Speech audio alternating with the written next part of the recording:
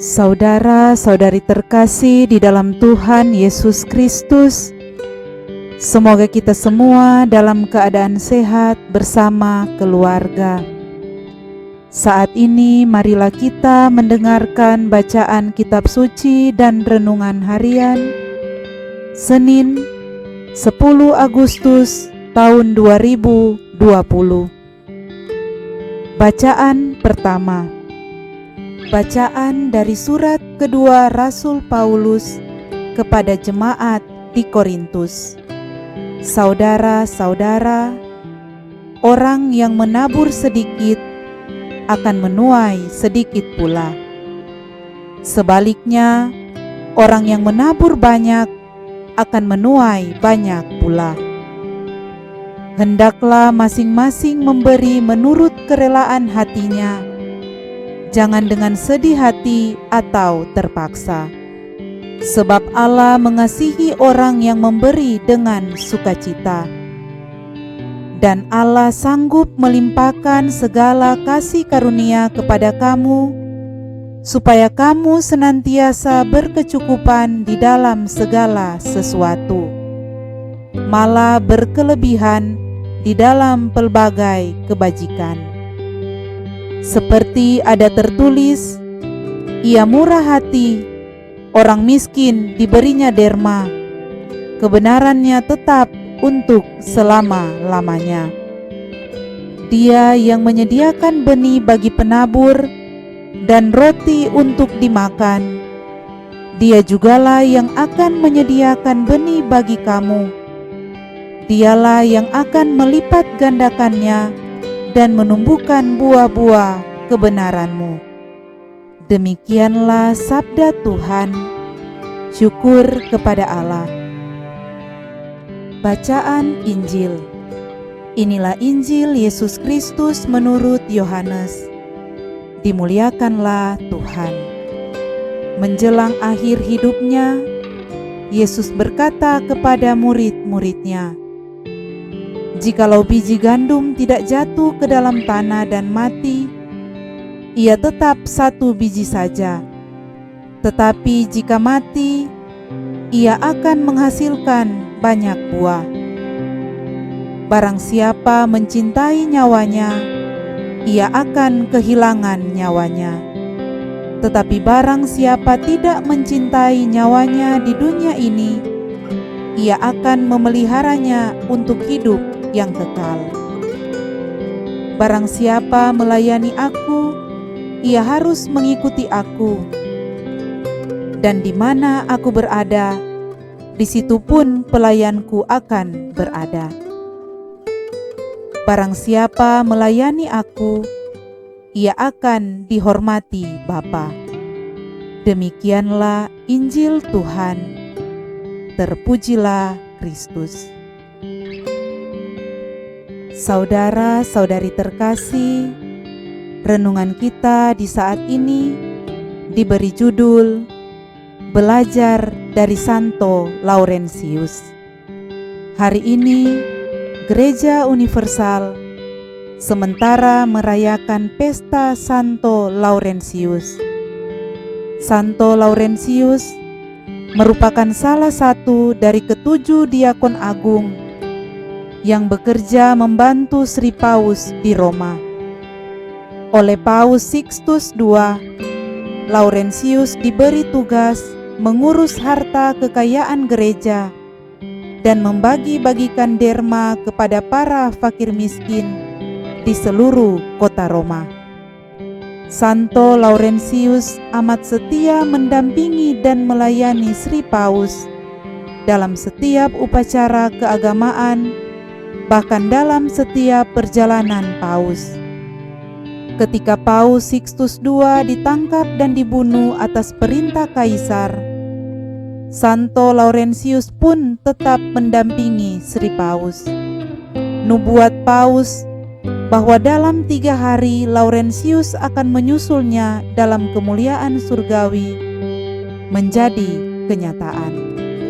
Tidak berapa lama kemudian, Laurentius dipanggil oleh prefek kota Roma ia dipaksa untuk menyerahkan seluruh harta kekayaan gereja kepada penguasa Roma pada waktu itu.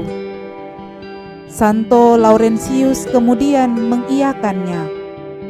Ia pun mengumpulkan seluruh orang-orang miskin, membagi-bagikan harta kekayaan gereja kepada mereka, lalu menyerahkan mereka kepada pemerintah Roma dengan berkata, mereka inilah yang menjadi harta kekayaan gereja.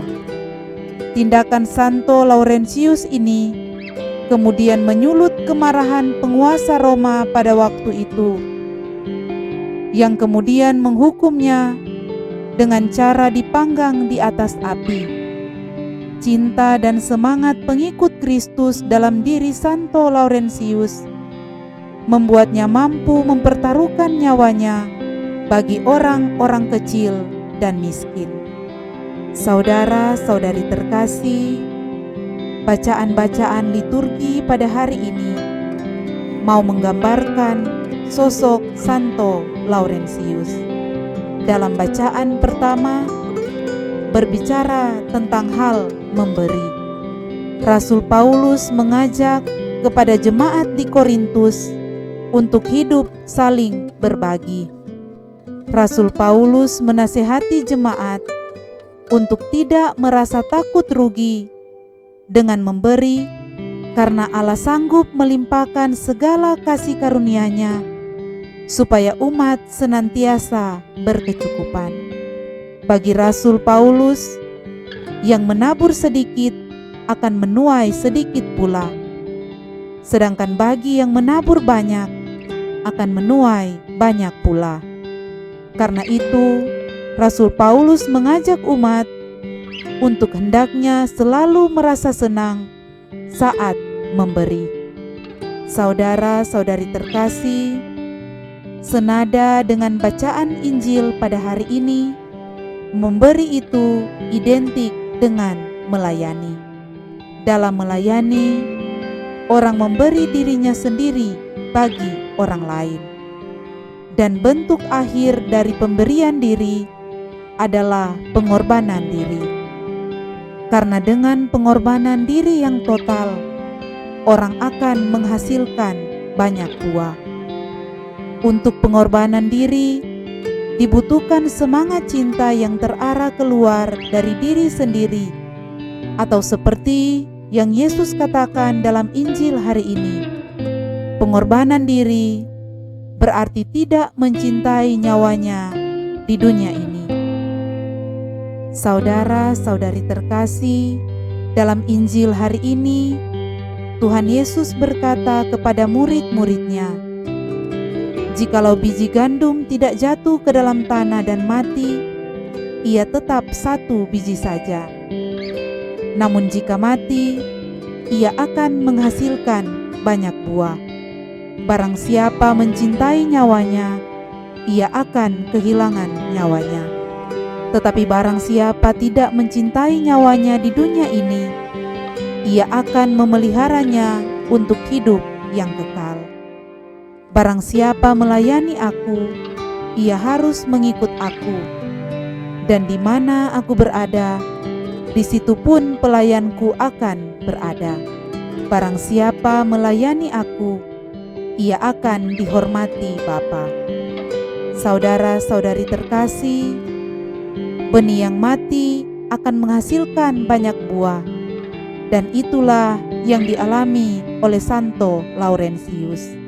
Santo Laurentius tidak menyayangkan nyawanya sendiri. Ia justru memperoleh kehidupan abadi. Namanya dikenang untuk selamanya, dan Laurentius memberi contoh kesetiaan sebagai pelayan Kristus. Karena pengorbanannya, iman umat justru berkembang subur. Memberi dan melayani merupakan ciri dari pribadi Santo Laurentius. Dengan merayakan pestanya pada hari ini, kita diajak untuk mengikuti teladannya. Tuhan menghendaki kita untuk mau dan berani mendahulukan kepentingan sesama, yang berarti kita harus mematikan ego kita. Menjadi pengikut Kristus berarti menjadi pribadi yang mau mengorbankan kenyamanan dan kesenangan diri demi menjadikan hidup kita bermanfaat bagi sesama.